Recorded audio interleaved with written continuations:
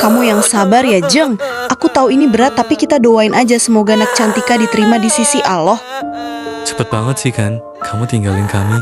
Semoga kamu tenang ya di sana.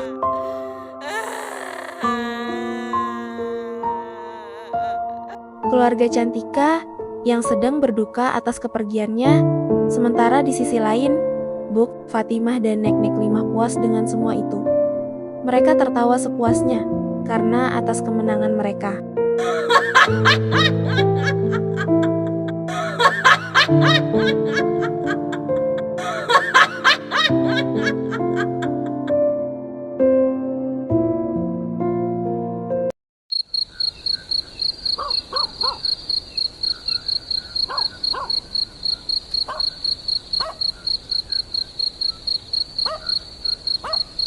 Akhirnya hidup gue tenang juga ya. Kok malam ini sunyi banget ya? Nggak kayak biasanya. Nak Limah, ayo masuk di luar. Itu dingin loh, nanti sakit perut Bibik yang susah. Iya, Bi. Bentar lagi. Lima masuk kok. Lima bosen di dalam mulu.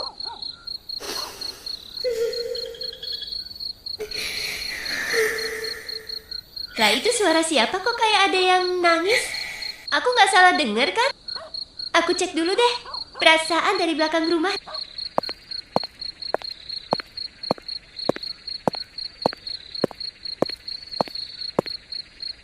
Hai Lima. Jir, gua nggak salah lihat kan?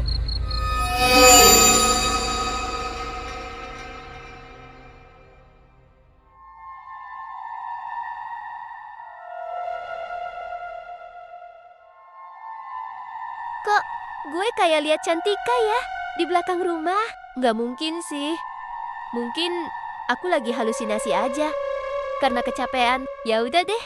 Mending gue masuk aja keburu Isya.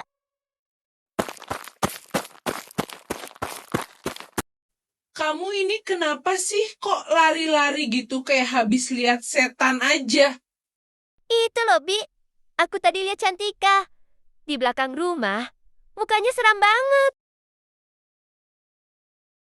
Apa-apaan sih? Kamu ini udah tahun 2026, mana ada yang namanya hantu-hantuan? Kamu tuh kecapean, makanya kata Bibik, masuk ya masuk aja, jangan ngeyel. Tetapi aku nggak bohong, Bi. Lah, kok mati lampu? Mana gelap banget lagi? Namanya juga mati lampu, mana ada yang terang? Hah?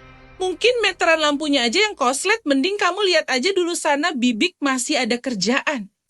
Iya deh, Bik. Iya, aku lihat dulu. Lah, meterannya nggak apa-apa loh, Bik. Lalah itu putih. Putih. Apaan dah? Kayaknya jemuran bibit deh. Belum diambil. Ya udah deh, aku ambilin dulu. Udah sekalian juga. Bismillah. Semoga bukan apa-apa.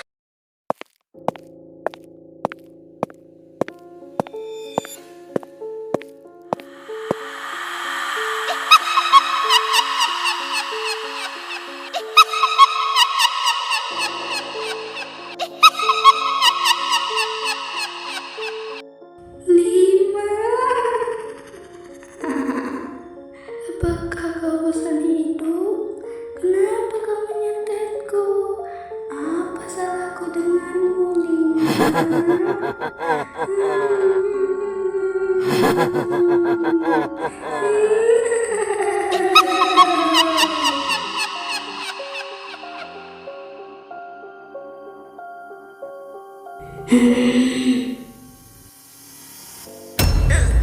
Cantika, tempat aku.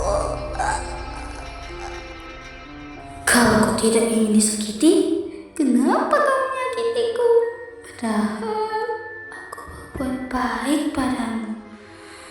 Aku tidak salah apa-apa, Lina. Kenapa kau menyentetku? Aku masih ingin hidup, Lima. Kau juga harus ikut mati, Lima. Lima.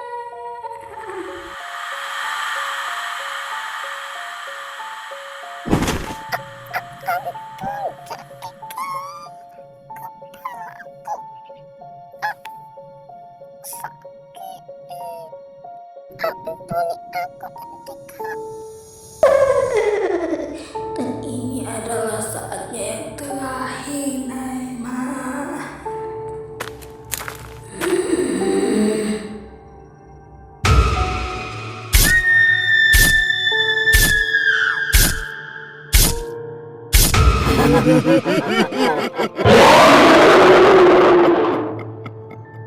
Nal, kamu dengar suara orang teriak nggak? Nggak ada tuh, Kak. Dari tadi juga sunyi kagak. Ada suara. Lagian siapa yang teriak-teriak di malam hari? Kita kan tadi makan di sini. Kalau ada yang teriak, pasti kedengeran jelas itu. Udahlah, itu paling suara burung yang lewat. Cari makan, ayo lanjut makannya. Biar kita masuk ke buru larut malam ini. Keesokan harinya pun tiba. Para warga terkejut melihat mayat Nang Limah yang begitu sadis dengan banyak tusukan pisau di badannya. Ibu Fatimah terkejut melihatnya dan tidak menyangka itu akan terjadi kepada keponakannya. Lah, ini nggak mimpi kan? Baru 1 minggu kepergian Kak Cantika. Kenapa Kak Lima juga ikut pergi? Apakah Kak Lima yang menyantet Kak Cantika? Tapi aku tidak punya bukti untuk menyimpulkannya. Kalau aku punya bukti yang banyak, pasti Tante Fatimah juga dipenjara kan? Tapi aku belum yakin. Yang sabar ya Bu, kita doain aja Nek Lima diterima di sisi Allah.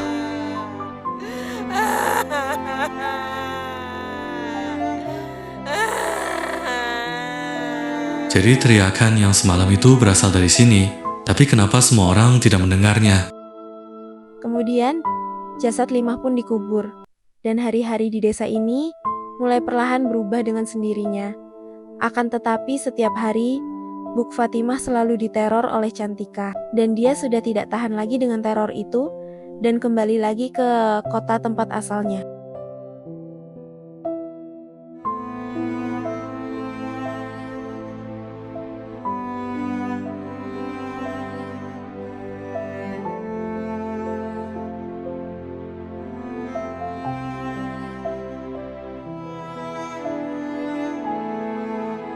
Aku sudah tidak tahan lagi dengan teror ini.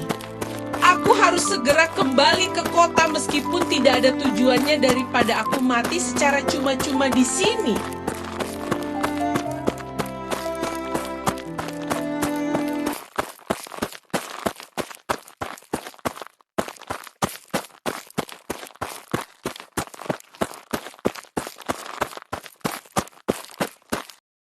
Rumah ibu Fatimah pun ditunggu oleh arwah Cantika selama berhari-hari sampai suatu hari Cantika menangis dan tangisan itu didengar oleh putra.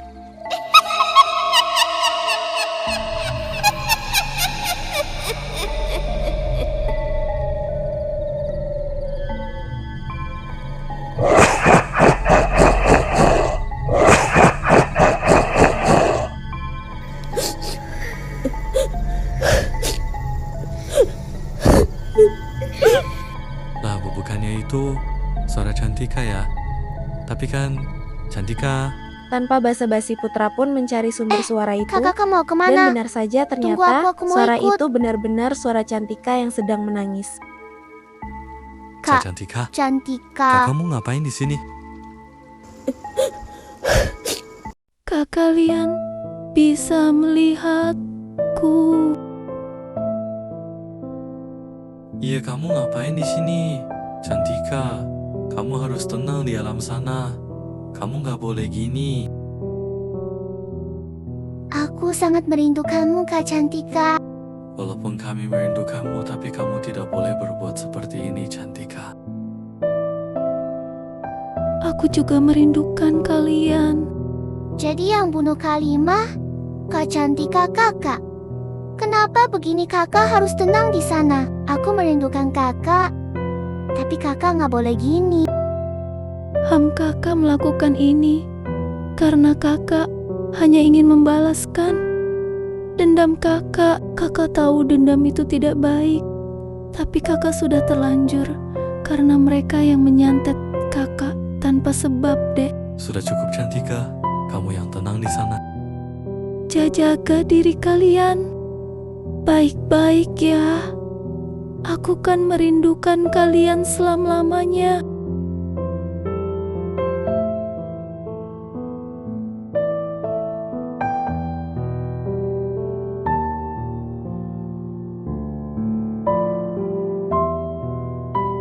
Kami juga akan merindukan Emi, sayang. Kamu yang tenang ya di sana. Setelah aura Cantika tenang di alam sana, suasana desa pun tidak lagi suram. Karena santet itu telah berakhir dan kehidupan warga pun mulai berjalan dengan baik seperti di hari-hari sebelumnya. Dan Nenek Cantika pun sudah mengikhlaskan kepergian cucunya.